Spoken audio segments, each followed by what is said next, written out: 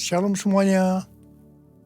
Pada waktu Tuhan Yesus ditanya oleh murid-muridnya tentang tanda kedatangannya dan tanda kesudahan dunia ini, Tuhan Yesus menjawab yang salah satunya terdapat dalam Matius 24 ayat 14 yang berkata, "Dan Injil kerajaan ini akan diberitakan di seluruh dunia menjadi kesaksian bagi semua bangsa. Sesudah itu barulah tiba kesudahannya."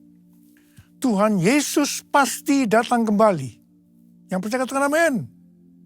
Karena itu dia memberikan amanat agung kepada kita, yaitu agar kita pergi dan menjadikan semua bangsa itu murid Tuhan Yesus.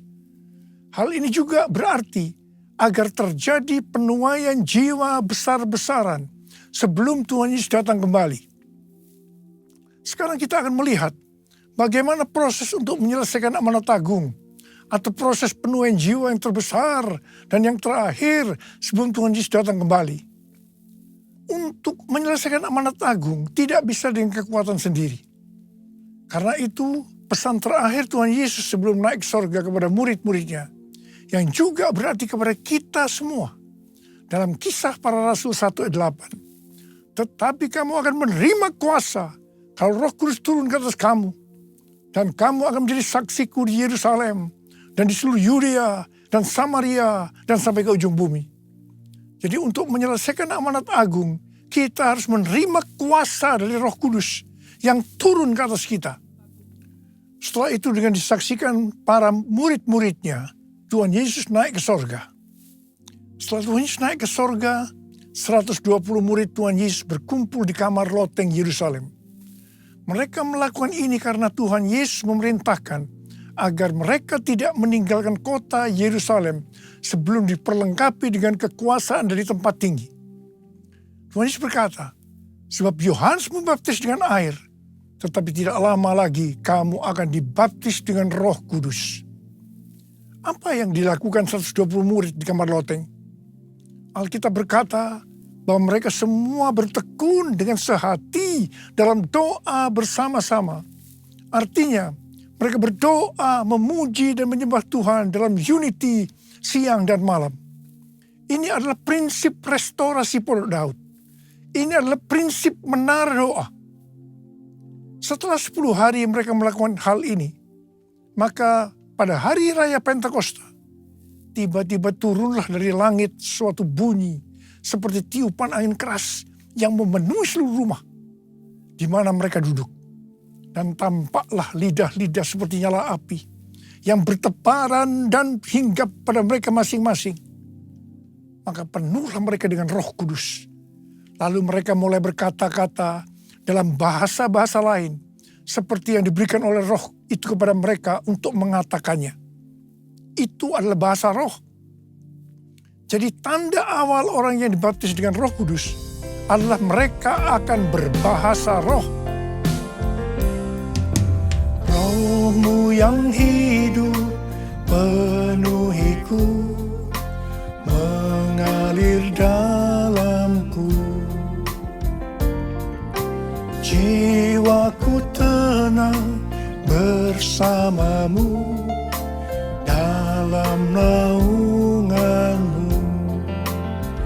Ku buka hati untuk jamahanmu, berserah penuh di hadiratmu. Kau ambil alih seluruh hidupku, di altarmu menyembahmu, di altarmu menyembahmu, di altarmu menyembahmu.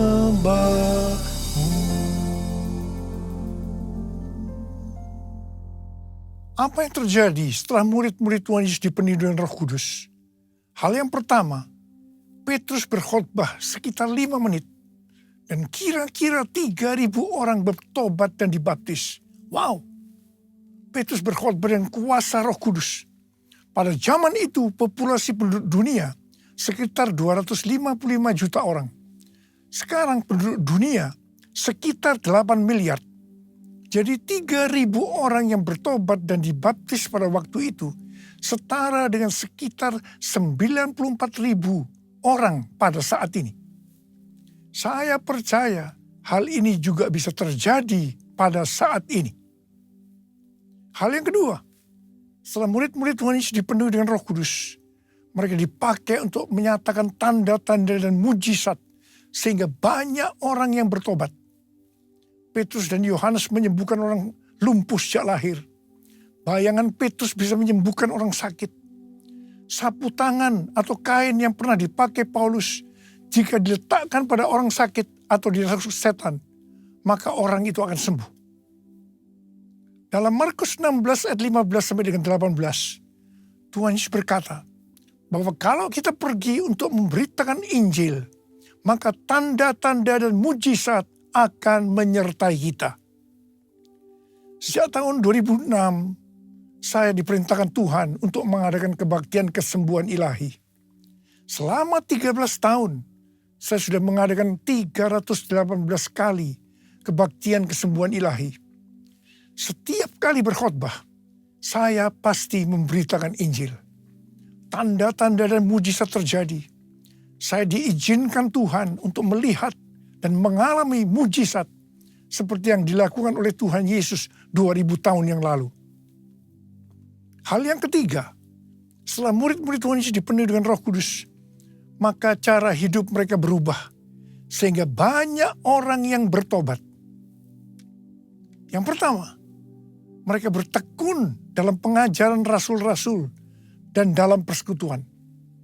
Bagi kita, ini juga bisa diartikan mereka suka membaca Alkitab. Mazmur 119 ayat 105 berkata, "Firman-Mu itu pelita bagi kakiku dan terang bagi jalanku." Kalau kita suka membaca Alkitab, itu akan menuntun jalan hidup kita. Hidup benar sesuai dengan firman Tuhan. Kita akan menjadi orang yang berintegritas. Dan itu akan membuat orang lain bertobat. Yang kedua, perubahan cara hidup yang membuat banyak orang bertobat adalah mereka selalu berkumpul, memecahkan roti dan berdoa. Ini bisa diartikan mereka hidup dalam unity dan suka berdoa. Hari-hari ini saya melihat melalui menara doa bahwa ada doa, pujian, dan penyembahan dalam unity siang dan malam. Saya percaya kalau Tuhan sudah berikan kepada kita beban untuk berdoa seperti ini, maka ini merupakan tanda bahwa Pentakosta ketiga yang dahsyat akan turun dan akan terjadi penuaian jiwa yang terbesar dan yang terakhir sebelum Tuhan Yesus datang kembali. Yang ketiga, perubahan cara hidup jemaat yang membuat banyak orang bertobat, yaitu karena mereka suka memberi sehingga tidak ada yang berkekurangan. Hari-hari ini Tuhan Yesus menghendaki agar kita suka memberi. Alkitab berkata, adalah lebih berbahagia memberi daripada menerima. Lukas 6 ayat 38 berkata, "Berilah, dan kamu akan diberi. Suatu takaran yang baik, yang dipadatkan, yang dikoncang, dan yang tumpah keluar akan dicurahkan ke dalam pangkuanmu. Sebab ukuran yang kamu pakai untuk mengukur akan diukurkan kepadamu." Yang keempat, perubahan cara hidup jemaat yang membuat banyak orang bertobat, yaitu mereka selalu bergembira dan dengan tulus hati sambil memuji Allah. Hidup dengan tulus hati artinya hidup sebagai orang yang berintegritas. Jadi perubahan-perubahan yang terjadi dalam cara hidup jemaat yang membuat banyak orang bertobat adalah, yang pertama, mereka suka membaca Alkitab. Yang kedua, mereka suka berdoa. Yang ketiga, mereka hidup dalam unity. Mereka suka memberi. Mereka suka memuji Allah dan bergembira. Tulus hati atau hidup berintegritas. Dikatakan bahwa mereka disukai semua orang. Dan tiap-tiap hari jumlah orang yang diselamatkan bertambah. Haleluya! Curahkanlah kuasa-Mu Tuhan. Mujizat terjadi di tempat ini. Curahkanlah kuasa-Mu Tuhan. Mujizat terjadi sekarang ini. Mujizat terjadi sekarang ini. Mujizat terjadi sekarang ini. Saya percaya mereka menganggap bahwa pola penuaian jiwa hanya seperti itu. Mereka sebagai orang-orang yang percaya hidup dalam zona nyaman.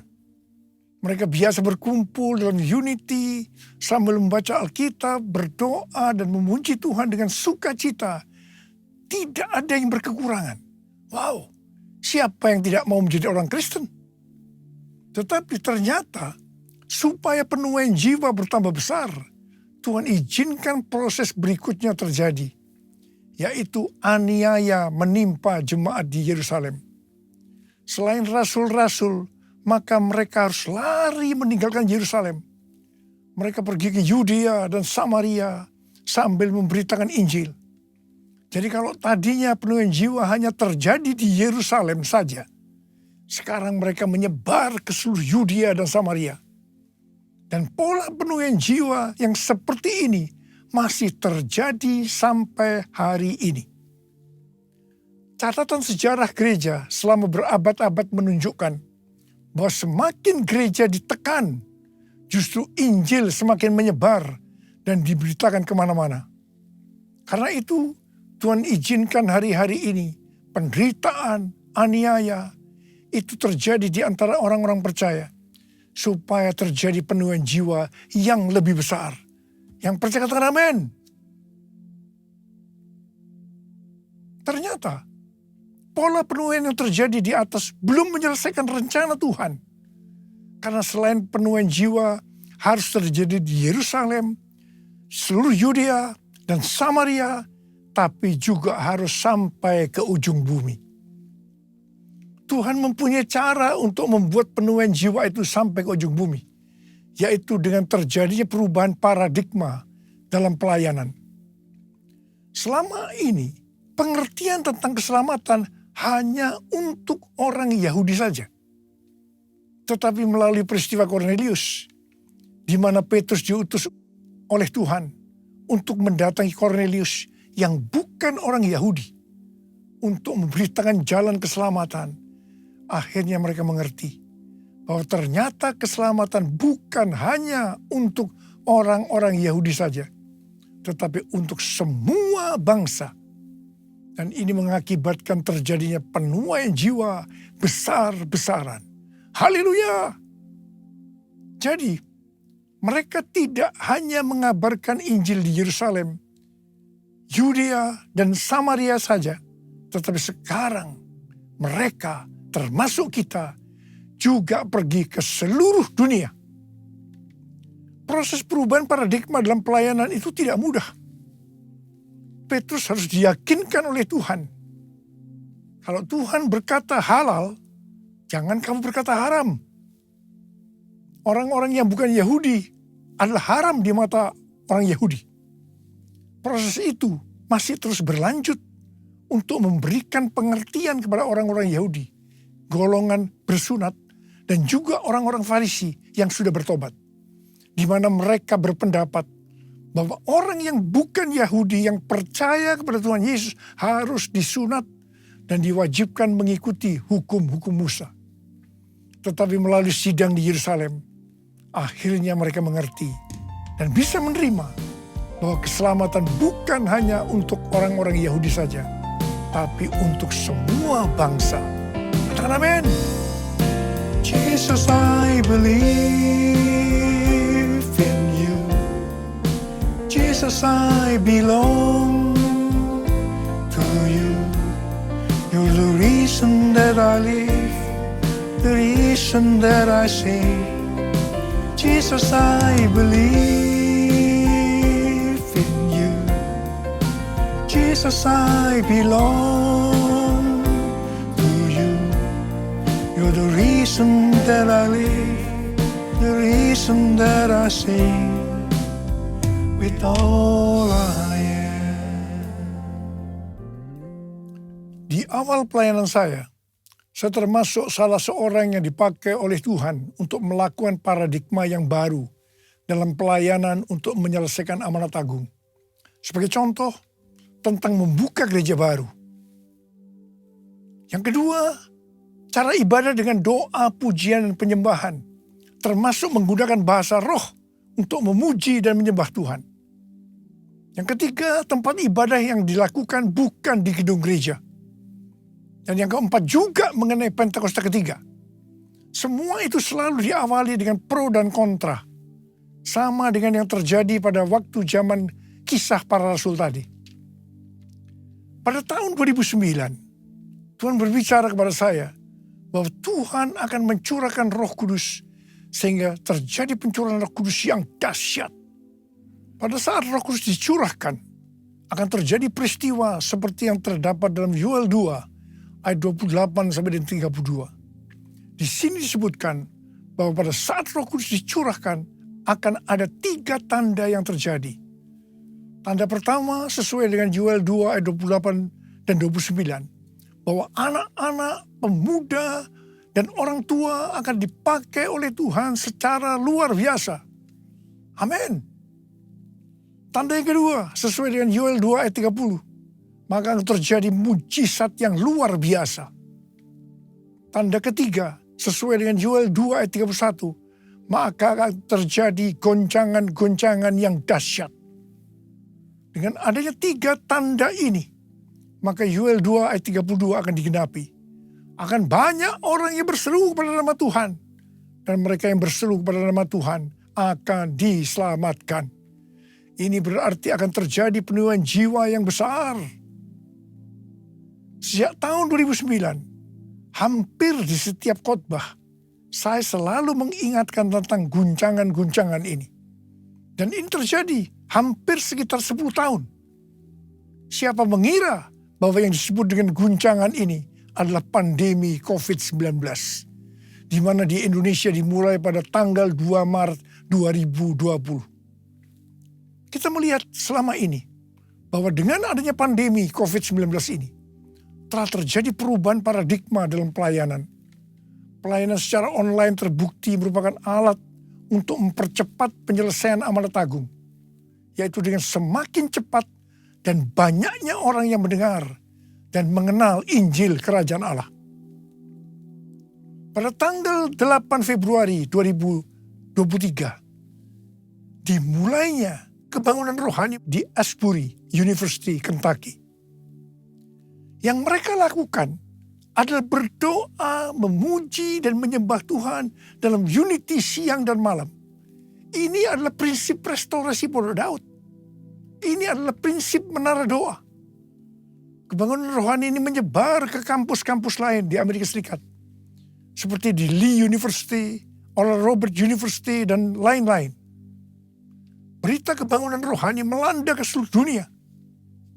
Revival di Asbury University ini merupakan bagian dari penggenapan Pentakosta ketiga, di mana Tuhan melawat generasi Yeremia, yaitu anak-anak muda yang dipenuhi dengan Roh Kudus, cinta mati-matian kepada Tuhan Yesus, tidak kompromi terhadap dosa, dan akan memenangkan banyak jiwa. Dan melalui revival di atas ini, Tuhan menunjukkan bahwa pola penuaian jiwa ke depan ini, saya percaya sampai dengan Tuhan Yesus datang kembali, adalah melalui menara doa, yaitu doa, pujian, dan penyembahan bersama-sama dalam unity siang dan malam. Pelayanan seperti ini di kampus-kampus sudah berakhir. Tetapi Tuhan sedang memunculkan di Amerika Serikat yang disebut dengan Third Pentecost Azusa Street Prayer Tower. Azusa Street Prayer Tower adalah tempat untuk berdoa bagi kebangunan rohani global Pentakosta ketiga. Pelayanan dan pelatihan di dalam pusat kota Los Angeles, California. Dan lokasinya adalah sekitar 25 meter dari Azusa Street Revival yang dipimpin oleh William Seymour tahun 1906. Azusa Street Prayer Tower ini adalah penggenapan nubuatan dari Cindy Jacob bahwa gerakan Pentakosta ketiga ini dimulai dari timur ke barat, dan barat ini adalah Amerika Serikat. Dari Amerika Serikat akan menyebar ke seluruh dunia dan kembali ke Yerusalem. Api Pentakosta menyala, api Pentakosta menyala, api, api, api, api, api, api Pentakosta ketiga, api Pentakosta menyala, api Pentakosta menyala, api, api, api, api, api, api Pentakosta ketiga. Banyak hamba Tuhan mendapatkan bahwa kita harus memperhatikan dengan saksama sampai dengan tahun 2033. Tahun 2033 adalah peringatan 2000 tahun kematian, kebangkitan, kenaikan Tuhan Yesus ke sorga. Tahun 2033 adalah peringatan yang ke-2000 tahun pencurahan Roh Kudus, yang berarti peringatan hari ulang tahun gereja yang ke-2000. Peringatan 2000 tahun dimulainya amanat agung. Visi yang didapatkan oleh Empower 21 adalah pada hari Pentakosta 2033. Setiap orang akan mendapatkan kesempatan untuk berjumpa secara autentik dengan Tuhan Yesus melalui kuasa dan kehadiran Roh Kudus. Everyone. Rick Warren dari aliran baptis mendapatkan bahwa tahun 2033 adalah goal untuk menyelesaikan amanat agung. Tuhan memberikan tuntunan untuk menyelesaikan amanat agung tahun 2033. Kita seperti orang Israel yang dipimpin oleh Yosua untuk memasuki tanah perjanjian, yaitu melalui jalan yang belum pernah kita lalui sebelumnya. Mereka akan dituntun oleh tabut Allah. Jarak antara tabut Allah dengan orang Israel yang mengikutinya harus sekitar 2000 hasta. Tidak boleh terlalu dekat, juga tidak boleh terlalu jauh. Untuk itu, mereka harus menguduskan diri. Kita juga akan dituntun oleh Roh Kudus dengan cara yang sama. Saya percaya, pola penuhan jiwa untuk menyelesaikan amanat agung adalah melalui doa, pujian, penyembahan bersama-sama dalam unity siang dan malam. Ini adalah prinsip restorasi Pondok Daud. Ini adalah prinsip menara doa. Pada tanggal 15 Maret 2024, Tuhan berbicara kepada saya bahwa sekarang kita memasuki kebangunan rohani tahap berikutnya, yang berarti tahap yang terakhir. Pada tanggal 16 Maret 2024, saya mendapatkan konfirmasi nubuatan James W. Gould, yaitu bahwa sekarang kebangunan rohani yang besar dan kebangkitan generasi anak-anak muda sudah dimulai. Sudah dimulai. Kick off. Haleluya. Tanggal 3 sampai 5 Juli 2024 di SICC akan diadakan Everyone Asia 2024. Reaching every person on earth. Tuhan memberikan pengertian bahwa ini adalah trigger atau gong dimulainya kebangunan rohani yang terbesar dan yang terakhir secara global untuk generasi Yeremia. Haleluya! Untuk menyelesaikan amanat agung tidak bisa dengan kekuatan sendiri, tetapi harus dengan kuasa Roh Kudus. Karena itu kita harus dipenuhi Roh Kudus. Ada berapa banyak yang akan berkata, Tuhan, saya mau dipenuhi Roh Kudus. Saya mau menyelesaikan amanat agung Tuhan Yesus. Angkat tangan saudara. Katakan bersama saya.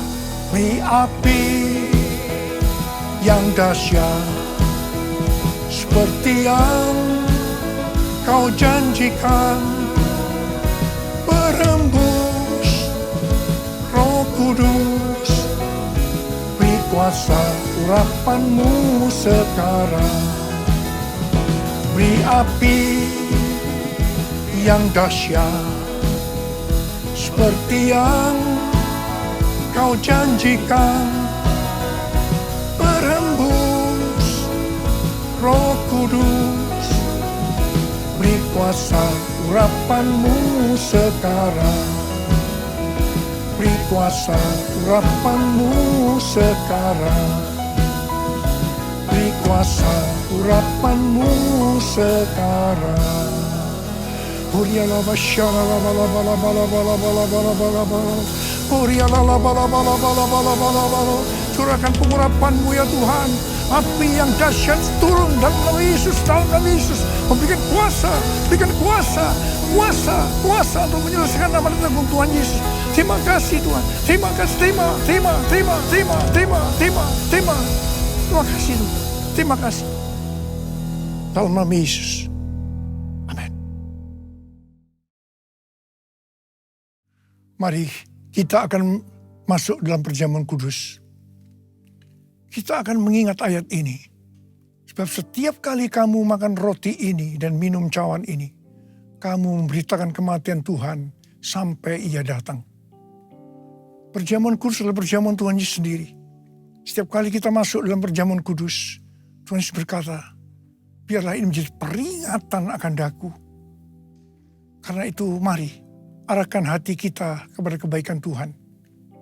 Supaya kita lebih mengasihi Tuhan Yesus. Kita lebih mengasihi satu dengan yang lain. Bapa, siapa kami sebelum kami mengenal Engkau? Kami semua orang berdosa. Upah dosa adalah maut, mati. Tapi Engkau yang tidak berdosa telah dijadikan dosa oleh karena kami. Engkau harus turun dari sorga mulia. Mati ganti kami dengan penderitaan yang luar biasa. Sungguh kalau kami pikirkan betapa baiknya Engkau ya Abah. Kau jadikan kami sebagai anak-anak-Mu. Kau tuntun, Kau bela, Kau lindungi, Kau tegur juga kalau kami salah. Engkau hajar juga. Itu Engkau ya Abah. Itu Engkau ya Abah. Tuhan akan memberkati kita melalui perjamuan kudus.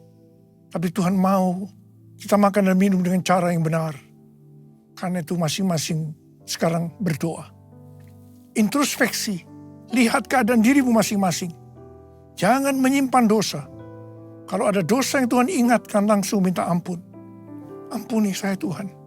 Ampuni saya Tuhan. Katakan, ampuni saya Tuhan, ampuni kami semua. Layakkan kami untuk masuk dalam perjamuan kudus. Kami akan masuk dalam perjamuan kudus dengan hati yang penuh ucapan syukur. Dalam nama Yesus kami berdoa. Amin. Mari. Angkat roti di tangan kanan kita tinggi-tinggi. Sebab apa yang telah kuteruskan kepadamu, telah aku terima dari Tuhan. Yaitu bahwa Tuhan Yesus pada malam waktu Ia diserahkan mengambil roti. Dan sesudah itu yang mengucap syukur atasnya. Dia memecah-mecahkannya dan berkata, inilah tubuhku yang diserahkan bagi kamu. Perbuatlah ini menjadi peringatan akan aku. Tuhan dikasih Tuhan, bukankah roti yang kita pecah-pecahkan ini adalah persekutuan kita dengan tubuh Kristus? Mari kita makan dalam nama Yesus.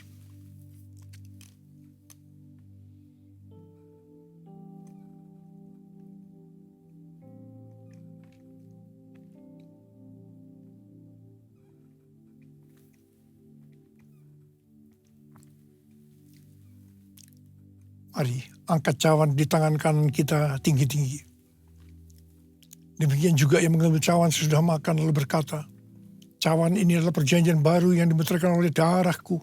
Perbuatlah ini setiap kali kamu meminumnya menjadi peringatan akan aku. Saudara dikasih Tuhan, bukan cawan pengucapan syukur. Yang atasnya kita ucapkan syukur adalah persekutuan kita dengan darah Yesus.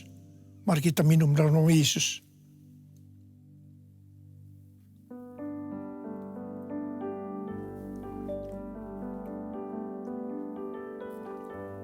Mari angkat tangan kita di hadapan Tuhan. Ucapkan syukur dan terima kasih dengan suara.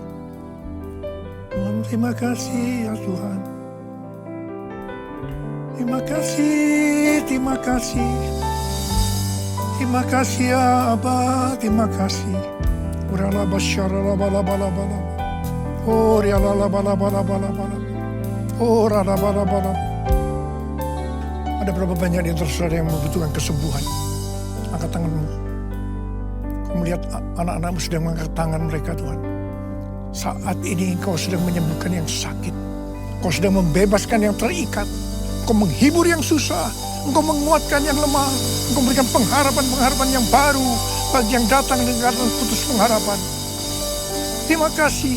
Sembuh dalam nama Yesus. Sembuh dalam nama Yesus. Sembuh dalam nama Yesus. Sembuh dalam nama Yesus. Terima kasih Tuhan.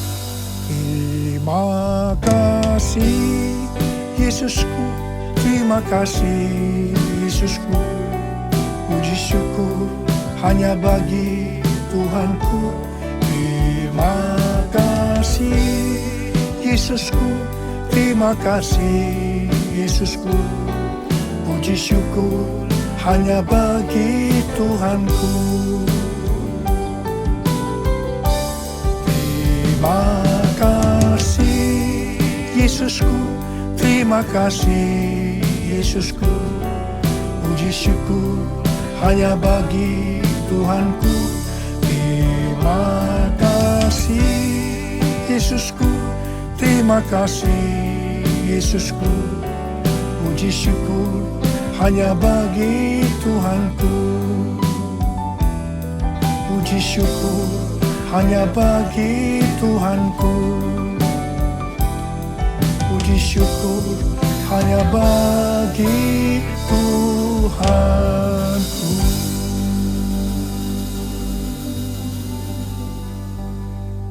Terima kasih Tuhan. Sekarang terimalah berkat Tuhan. Kasih karunia berlimpah-limpah daripada Allah Bapa dalam anak yang tunggal Yesus Kristus. Persekutuan yang manis dengan Roh Kudus menyertai kita semua. Mulai hari ini sampai Tuhan Yesus datang menjemput kita di awan-awan. Dan bahkan sampai selama-lamanya. Yang percaya bersama-sama katakan amin.